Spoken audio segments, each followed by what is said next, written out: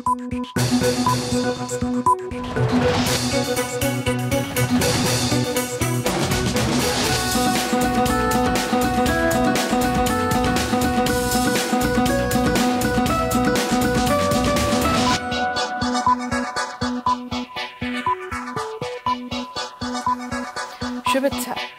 সবাইকে স্বাগত সন্ধ্যার মাছরাঙা সংবাদে আপনাদের সঙ্গে আছি আমি সাবরিনা হাসনাত।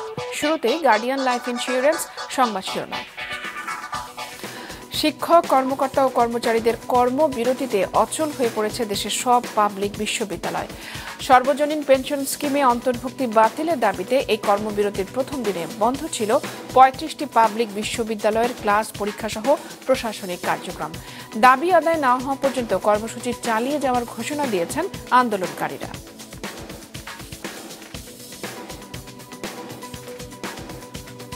সম্প্রতি ভারতের সঙ্গে করা সমঝোতা চুক্তি নিয়ে রাজনৈতিক অঙ্গনে পাল্টাপাল্টি বক্তব্য চলছেই। গত কয়েকদিনের মতো আজও এর বিরোধিতা করে বিএনপি মহাসচিব বলেছেন এইসব চুক্তি দেশকে দ্রুত পরনির্ভরশীল রাষ্ট্রে পরিণত করবে। আর আওয়ামী লীগের সাধারণ সম্পাদক বলেছেন কূটনৈতিক ভাষা বোঝে না বিএনপি নেতারা। এবং সাগরে সৃষ্ট লঘুচাপ ও মৌসুমী বায়ুর প্রভাবে দেশের বেশিরভাগ এলাকায় বৃষ্টি অব্যাহত রয়েছে। বাড়ছে বিভিন্ন নদ নদীর পানি, কয়েকটির পানি বইছে বিপদসীমার উপর দিয়ে। সিলেট, সুনামগঞ্জ এবং গাইবান্ধায় ফের বন্যার শঙ্কা দেখা দিয়েছে। পাহাড় ধসের সতর্কতা দিয়ে আবহাওয়া অফিস জানিয়েছে শুক্রবার পর্যন্ত থাকতে পারে বৃষ্টি।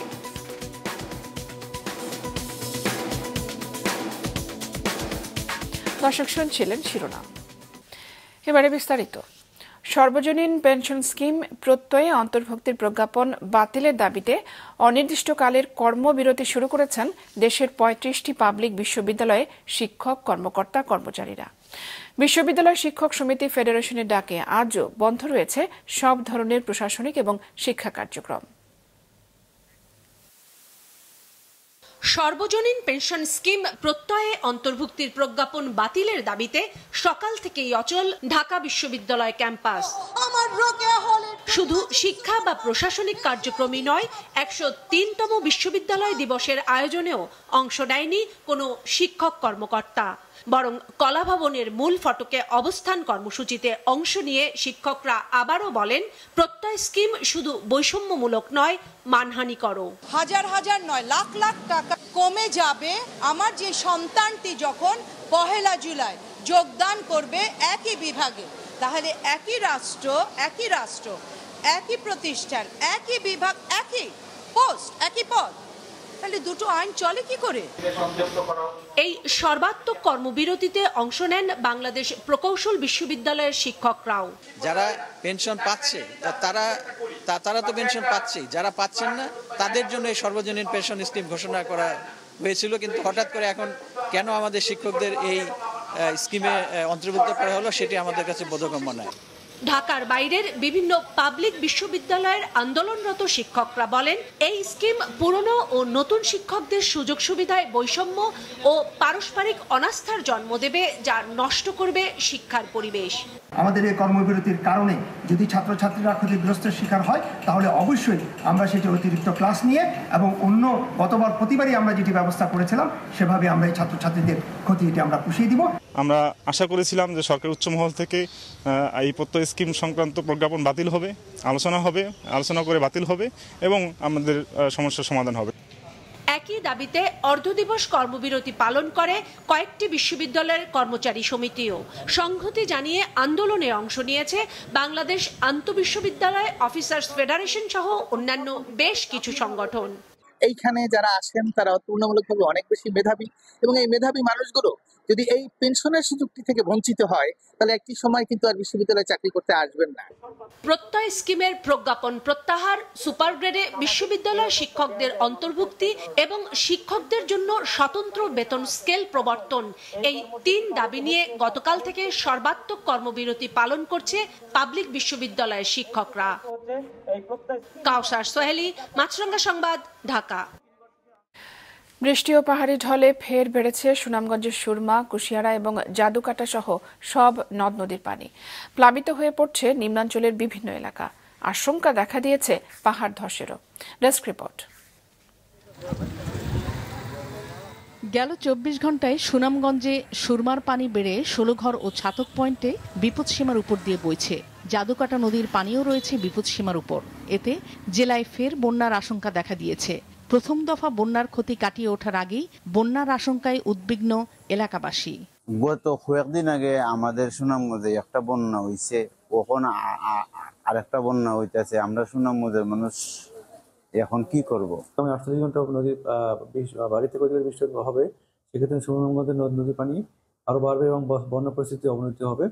তো আমাদের এই অবস্থায় আমাদের সকলকে সতর্ক থাকতে হবে এবং সচেতন থাকতে হবে। এদিকে সিলেটে সুরমা ও কুশিয়ারা নদীর পানি বেড়েছে। কানাইঘাটে সুরমা ও ফেঞ্চুগঞ্জে কুশিয়ারার পানি বিপদসীমার উপর। নেত্রকোনার উদ্ভাকালী নদীর পানি কলমাকান্দা পয়েন্টে বইছে বিপদসীমার উপর দিয়ে। পানি ঢুকছে নিম্নাঞ্চলের বিভিন্ন এলাকায়। পরিস্থিতি মোকাবেলায় সব ধরনের প্রস্তুতি নেওয়ার কথা জানায় প্রশাসন। গাইবান্ধায় তিস্তা, যমুনা, ব্রহ্মপুত্র ও ঘাগর সহ বিভিন্ন নদ নদীর পানি বাড়ায় ডুবতে শুরু করেছে নিম্নাঞ্চলের শাকসবজি ও পাট ক্ষেত সহ চারণভূমি। পানি বাড়ার সাথে সাথে বেড়েছে ভাঙনের তীব্রতা। অন্যদিকে বান্দরবানে টানা বৃষ্টির কারণে ব্যাহত হচ্ছে স্বাভাবিক জীবনযাত্রা। জলাবদ্ধতা সৃষ্টি হয়েছে বিভিন্ন এলাকায়। পাহাড় থেকে মাটি ধসে পড়ায় দুপুর থেকে বেশ কয়েক ঘন্টা রুমার সাথে জেলা সদরের সড়ক যোগাযোগ বন্ধ ছিল। পরে সেনাবাহিনী ও ফায়ার সার্ভিসের চেষ্টায় যোগাযোগ স্বাভাবিক হয়। পাহাড় ধসের আশঙ্কায় ঝুঁকিপূর্ণ এলাকায় বসবাসকারীদের নিরাপদ স্থানে সরে যেতে নির্দেশ দিচ্ছে প্রশাসন। যারা ঝুঁকিপূর্ণ এলাকায় বসবাস করে তাদেরকে নিরাপদ আশ্রয়স্থলে চলে আসার জন্য অথবা আশ্রয়কেন্দ্রে চলে আসার জন্য, যদি তারা আশ্রয়কেন্দ্রে চলে আসে আমরা নিরাপদ পানি এবং শুকনো খাবার দিব। সেই সাথে উপজেলা প্রশাসন, জেলা প্রশাসনের সাথেও আমাদের কথা হয়েছে। আমরা সবার সাথে সমন্বয় করে এই দুর্যোগ মোকাবেলা করার জন্য প্রস্তুতি নিয়েছি। রাঙ্গামাটিতে ক্ষয়ক্ষতি এড়াতে পাহাড়ের ঢালে বসবাসরতদের সচেতন করতে মাইকিং করছে জেলা প্রশাসন। নাদিয়া আফরিন, মাছরাঙা নিউজ ডেস্ক। এদিকে মৌসুমী বায়ুর প্রভাবে ৫ জুলাই পর্যন্ত দেশের বেশিরভাগ জায়গায় মাঝারি থেকে ভারী বৃষ্টিপাত অব্যাহত থাকতে পারে বলে জানিয়েছে আবহাওয়া অধিদপ্তর। বুধবার থেকে বৃষ্টি আরও কিছুটা বাড়তে পারে। ভারী বৃষ্টিপাতে সিলেট এবং চট্টগ্রামে পাহাড় ধসের সম্ভাবনা রয়েছে। রাজধানীতে সকাল থেকে ৭০ মিলিমিটার বৃষ্টিপাত রেকর্ড করা হয়েছে। সকালে বৃষ্টির কারণে ভোগান্তিতে পড়েন নগরবাসী। কোথাও কোথাও বাড়ে যানজট। সর্বোচ্চ বৃষ্টি হয়েছে বান্দরবানে ১০৮ মিলিমিটার। আবহাওয়ার দীর্ঘমেয়াদী পূর্বাভাসে জানানো হয়েছে এই মাসের শেষে সাগরে একটি ঘূর্ণিঝড় তৈরি হতে পারে।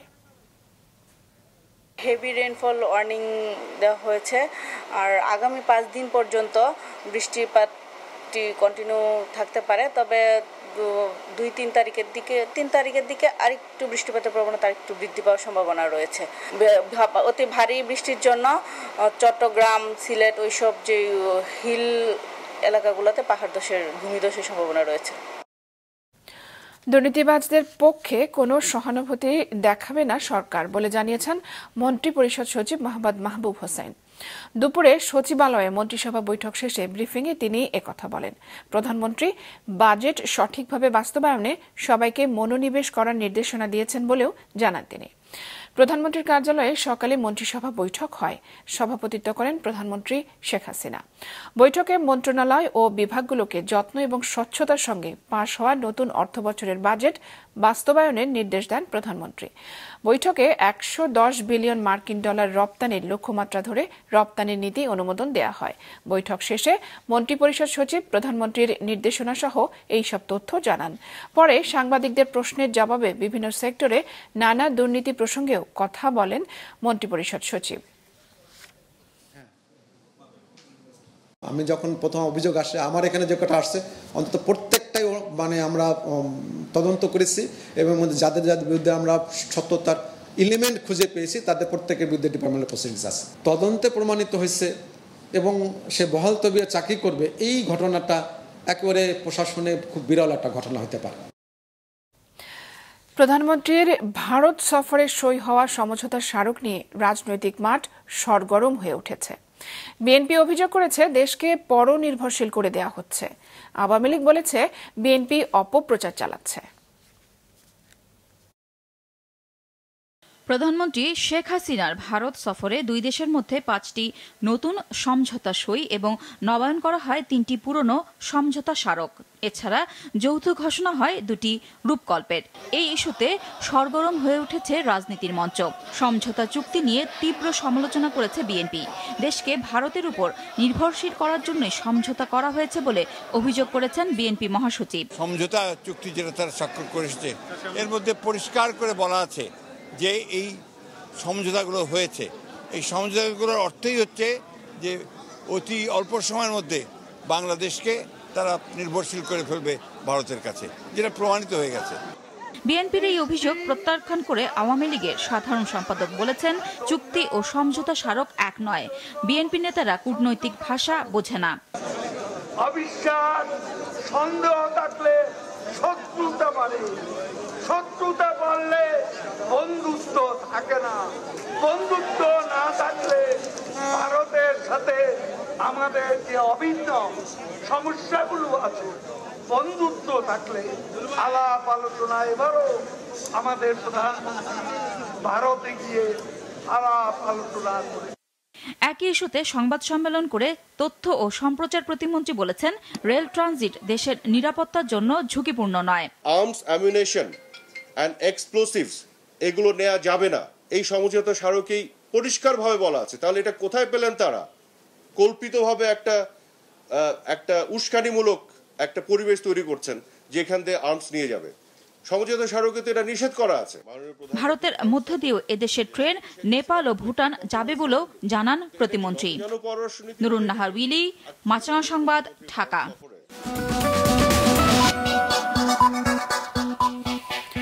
দর্শক, আবারও আমন্ত্রণ সন্ধ্যার মাছরাঙা সংবাদে।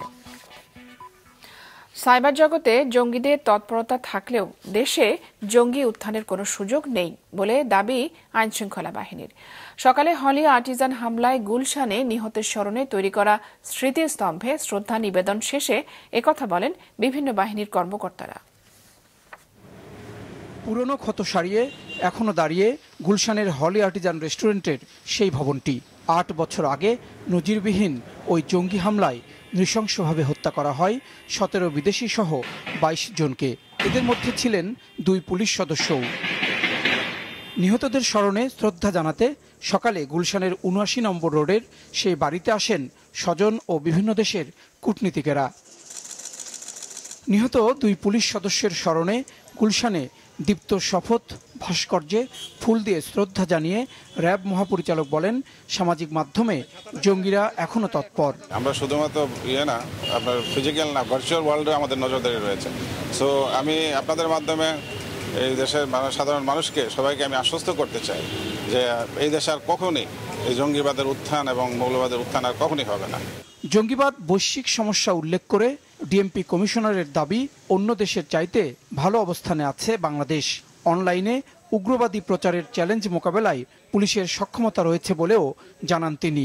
আমরা এখন মনে করি যে কোনো ধরনের চ্যালেঞ্জ মোকাবেলার শক্তি বাংলাদেশ পুলিশের রয়েছে এবং আমাদের যে সিটিডিসি এবং অন্যান্য সংগঠনগুলো সেগুলো রয়েছে এবং তাদের তৎপরতা অব্যাহত আছে।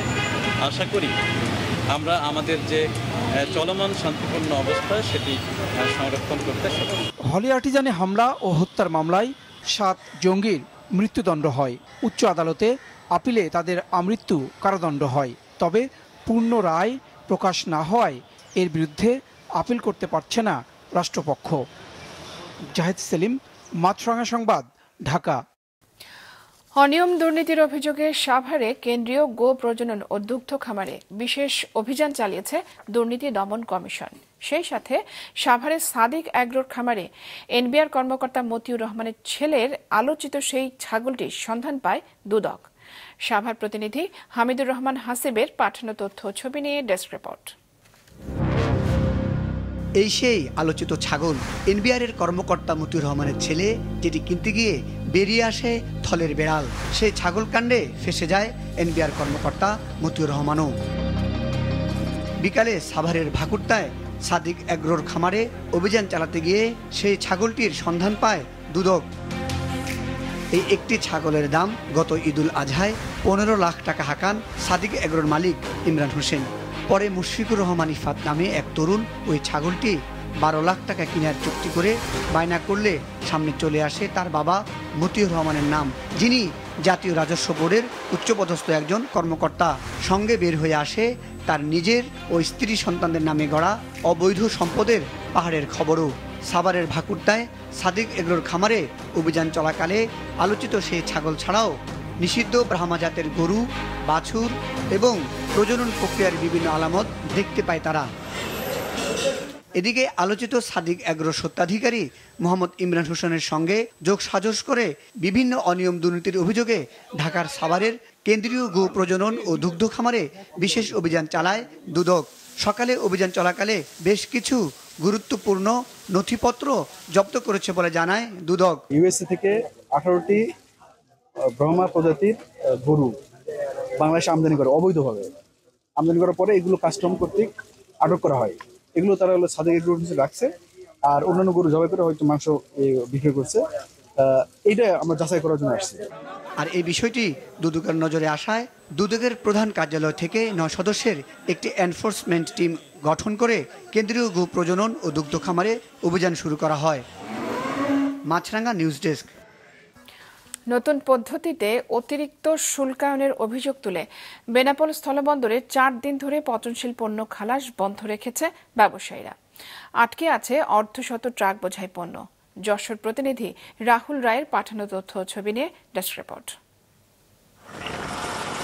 পচনশীল খাদ্যদ্রব্য আমদানিতে ট্রাকের চাকা অনুপাতে শুল্কায়ন বন্ধের দাবিতে 4 দিন ধরে বেনাপোলে পণ্য খালাস বন্ধ রেখেছেন ব্যবসায়ীরা। এতে আটকে আছে প্রায় অর্ধশত ট্রাকের মাছ, আদা, রসুন, কাঁচামরিচ ও ফলসহ পচনশীল বিভিন্ন পণ্যের খালাস। 15 টন যদি নিট ওজন হয় তার গোরস হয়ে যায় 22 টন। গাড়ির ওজন থাকে 15 টন, এভারেজ দেখা যায় 37 টন ওজন হয়। কিন্তু 37 টন একটা ওজনের গাড়ি 3000 কিলোমিটার দূর থেকে কোনোদিন আসতে পারে না। এটা একটা অযৌক্তিক সিদ্ধান্ত। আনার আসে রাজস্থান, নাসিক থেকে, এত দূরের পর থেকে কোনো পারমিট নেই। 6 চাকার গাড়িতে গ্রোজ ওজন 27-28 টন মাল নিয়ে বাংলাদেশে প্রবেশ করবে। 4 দিন আটকে থাকায় অনেক পণ্য পচে যাচ্ছে। এতে লোকসানের মুখে পড়েছেন আমদানিকারকরা। নতুন শুল্ক পদ্ধতি প্রত্যাহার না করা হলে বন্দর দিয়ে পণ্য আমদানি রপ্তানি বন্ধের হুঁশিয়ারি দিয়েছেন তারা। গত বৃহস্পতিবারে আমাদের যে ফলগুলো বা মাছগুলো এসছে, এটা আমরা পুরনো নিয়মে আমাদের এই গাড়িতেই ধরিনি, যা পুরনো নিয়মে ছিল ওর উপরে যে মাল আসার কথা তার উপরে মাল ধরিনি বিদায় নতুন নিয়ম চালু করায় আমাদের কাস্টম কর্তৃপক্ষ মালগুলো আটকে রেখেছে।